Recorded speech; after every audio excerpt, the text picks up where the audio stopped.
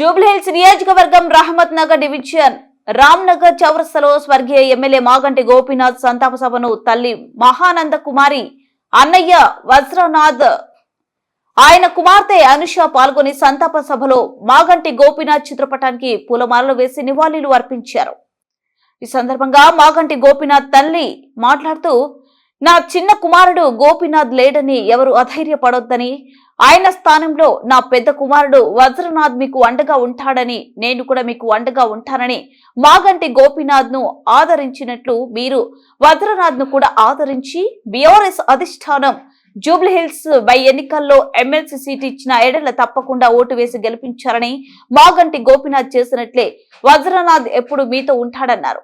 మాగంటి వజ్రనాథ్ మాట్లాడుతూ, జూబ్లీహిల్స్ నియోజకవర్గంలో గోపీనాథ్ చేసిన అభివృద్ధి ఏ నియోజకవర్గంలో జరగలేదని, జూబ్లీహిల్స్ నియోజకవర్గంలో ఇచ్చినవన్నీ షాది ముబారక్, కళ్యాణ లక్ష్మి చెక్కులు ఏ నియోజకవర్గంలో ఇవ్వలేదని, అందువలన జూబ్లీహిల్స్ నియోజకవర్గం అంటేనే బీఆర్ఎస్ పార్టీకి కంచుకోటని 3 సార్లు ఓటు వేసి తమ్ముడు మాగంటి గోపీనాథ్ గెలిపించారని, అదేవిధంగా ఇప్పుడు జరిగే బై ఎలక్షన్ లో కూడా ఓటు వేసి ఎక్కువ మెజార్టీతో గెలిపిస్తారని ఆశిస్తున్నారని ప్రతి ఒక్కరికి కృతజ్ఞతలు తెలిపారు. ఈ కార్యక్రమంలో నాయకులు, మహిళలు భారీగా పాల్గొన్నారు.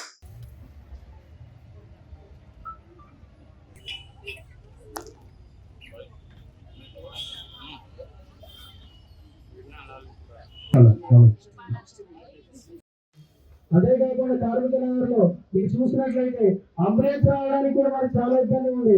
ఆ గుడిసెలన్నీ ముందు కొట్టించి వాళ్ళని డబుల్ బెడ్రూమ్ ప్రయత్నం చేసి ఆ రోడ్డు వెళ్ళేసి చేశారు. అది అందరికీ తెలియదు. మీరు ఆల్రెడీ చూస్తూ ఉండొచ్చు ఎక్కడైనా కానీ, చూసినట్లయితే అన్నం చూసినట్టే ఉంటుంది. ఆయన ఆశయాలు కానీ మీ ఆశయం నా ఆశయం అన్నట్టు ఉంటుంది. అలా చేస్తుంటారు.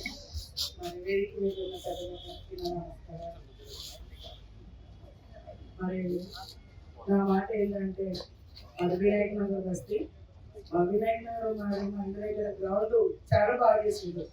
మరి సార్ అయితే ఎంత బాగా చేసిందంటే పిల్లలకు ఆడుకోవటానికి నీరే కానీ, వాటరే కానీ, మరి ఇండ్లు బెడ్రూమ్లు కానీ అవన్నీ చాలా బాగా చేశాడు మాకు.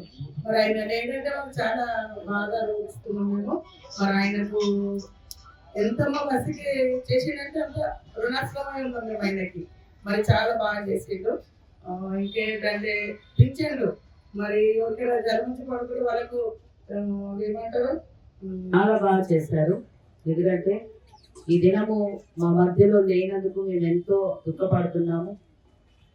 మేము అన్ఎక్స్పెక్టెడ్ గా మేము అసలు ఊహించుకోలేదు ఇలా జరుగుతుందని అన్నారు. ఇలా మా మధ్యలో లేరు. వారి కుటుంబానికి మనం ఎవరు కూడా ఆదరణ ఇవ్వలేము. కాబట్టి దేవుడే కూర్చొని అందరికీ బయట కార్యకర్తలకి అందరికీ ధన్యవాదాలు. ఇటువంటి స్థితి వస్తుందని, ఈ పరిస్థితి వస్తుందని నేను అనుకోలేదు. అనుకోకుండా మీ గోపన్న చాలా కాలం చేశారు. కానీ మీ అందరిలో ఉన్నాడు. అందుకు చాలా సంతోషంగా ఉంది. ఎందుకంటే మీ అందరిలో కూడా గోపన్న చూసుకోవడానికి నాకు ఒక అనిపిస్తుంది.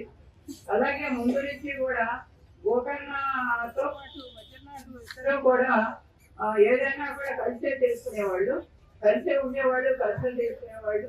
ఒకళ్ళ మనసు ఒకరికి బాగా తెలుసు, ఒకళ్ళ పద్ధతి ఒకరికి బాగా తెలుసు. అలాగే మీకు కూడా సంవత్సరాల వరకు ఇక్కడ గోపన్నపాలెం ఉన్నాడు. మీకు కూడా పరిస్థితుడే. అటువంటిప్పుడు అతను కాబట్టి మీకు సిగ్నల్స్ రావు. అవన్నీ కూడా పూర్తి చేసి ఇంకా ఎక్కువ కావాలంటే కూడా చేస్తాడని తల్లిగా నేను హామీ ఇస్తున్నాను. ఇటువంటి సందర్భంలో ఇట్లా చెప్పాల్సి వస్తుందని నేనాడు అనుకోలేదు. కానీ ఇప్పుడు ఈ పరిస్థితుల్లో చెప్పక తప్పదు కాబట్టి మీకు చెప్తున్నాను. ఏ సమయం అయినా ఎప్పుడైనా సరే మీకు ఏ అవసరం వచ్చినా కూడా గోపన్న ఇంటికి మళ్ళీనే మీ పెద్ద ఇంటికి కూడా వచ్చి కాకపోతే ఫోన్ చేసి మీ అవసరాలు తీసుకోవచ్చు. మా ఇంటి దగ్గర 24 గంటలు నా ఫోన్ నంబర్ కూడా మీ దగ్గర తీసుకొని మీరు రావచ్చు. మీ పనులు మీరు నెరవేర్చుకోవచ్చు. ఎందుకంటే అతను కూడా గోపన్న చేసినది అతను కూడా వచ్చి ఎట్లయినా మా నాడి పరిస్థితి, మా నాడి సంగతులకి నమస్కారంలో మా గోపి నాదు వల్ల గోపి ఏం చేస్తారో అదే చేద్దామని వచ్చినాను.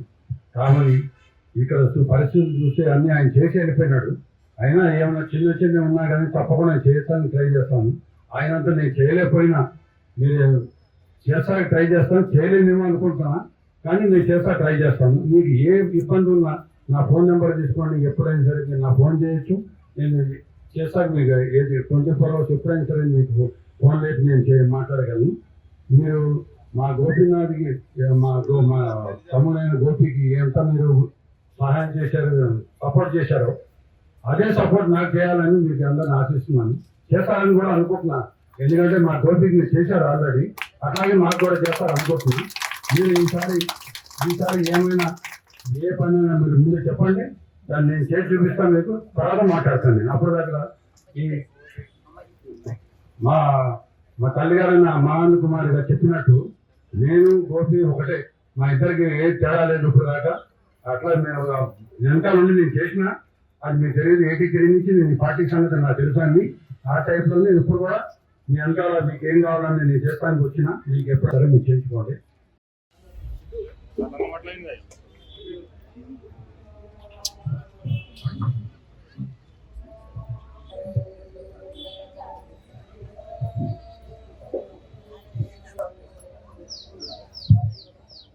మన మామిడాల రాజన్న గారు గత 15 సంవత్సరాలుగా జడ్పీఎస్ కాన్స్టిట్యూన్సీ గారి సేవను అందించిన నియోజకవర్గ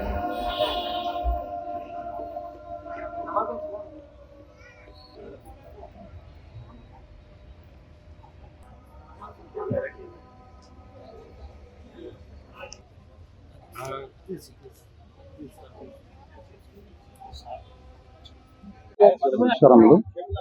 సభకు వచ్చిన అక్క చెల్లెళ్ళకి అందరికి, అన్న తమ్ముళ్ళకి అందరికి నమస్కారములు.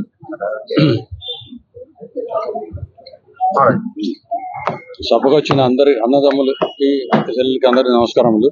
ప్రహ్లాద్ గారు పాత ప్రెసిడెంట్ ఇక్కడ, ఆయన చేసిన సేవలు బాగా ఉన్నాయి. ఇక్కడ ఈ మధ్యన కొంచెం వీక్ అయ్యారు ఎందుకో, ఇప్పుడు మళ్ళీ ప్రోత్సహించి పై తీసుకొద్దామని మేము చేస్తున్నాము. వాళ్ళ అబ్బాయి అయితే బాగా యాక్టివ్గా ఉన్నాడు, సిద్ధు. ఆయన ద్వారా మేము ఈ కాన్స్టిట్యున్సీలో ఏదైనా చేయాలని మేము ఎప్పటి నుంచో అనుకున్నట్టే మేము ఇప్పుడు వచ్చాము. ఈ సభ అంతా అరేంజ్ చేసిందంతా సిద్ధు కాబట్టి గోపీనాథ్ ఆశయాలు ప్రకారం ఏమున్నదో అది మేము చేస్తానికి వచ్చినాము. మీ మంచి చెడు ఏది ఉన్నా సరే మాకు తెలియజేయండి. సపోర్ట్ యాక్టివ్గా ఉన్నారు. ప్రజలు ఏమంటున్నారు మీ గురించి, ఎలా రావాలి, మీరు వస్తే బాగుంటుందని ప్రజలు అంటున్నారు. బిడ్డలందరికీ నమస్కారము. డయాస్లో ఉన్న వాళ్ళకి, కింద కూర్చున్న వాళ్ళందరికి కూడా వందనాలు. ఇప్పుడు జరుగుతున్నట్టు సంతాప సభకి నేను ఇంత క్రితం చెప్పినట్టుగానే ప్రతి విషయంలో కూడా ప్రహ్లాద్ గారు ప్రెసిడెంట్ అంటున్నారు, ఆయన బిడ్డ సిద్ధు గారు అన్ని కార్యక్రమాలు చేస్తారంటున్నారు. సిద్ధు గారిని పెట్టుకుని నా పెద్ద కొడుకు వజ్రనాథ్ గోపీనాథ్ వల్లేనే చెయ్యగలడు, చేస్తాడని మీకు హామీ ఇస్తున్నాను. గోపీనాథ్ వజ్రనాథ్ ఇద్దరు కూడా ముందు నుంచి ఒకటిగానే ఉన్నారు కాబట్టి అతని మనస్తత్వం ఇతనికి, ఇతని మనస్తత్వం అతనికి తెలుసు కాబట్టి నేను అంత నిర్భయంగా అంత హామీగా చెప్పగలుగుతున్నాను. మీరందరూ కూడా వజ్రనాథుల్లో గోపీనాథుని చూసుకుని మీకు కావాల్సిన పనులు మీరు చేయించుకోండి. అతనికి ఇతర అవిగేషన్స్ లేవు.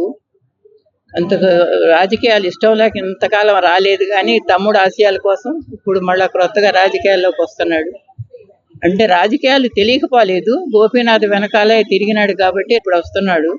అందుకని మీరు అందరూ సహకరించి మీకు కావలసిన పనులు మీరు చేసుకోగలరని, ఎట్టి టైంలోనూ ఎట్టి పరిస్థితుల్లో కూడా మిమ్మల్ని నిరాకరించడు అని నేను మనవి చేసుకుంటున్నాను. మీరందరూ కూడా అతన్ని ఒక అన్నాళ్ళే చూసుకోమని కోరుకుంటున్నాను.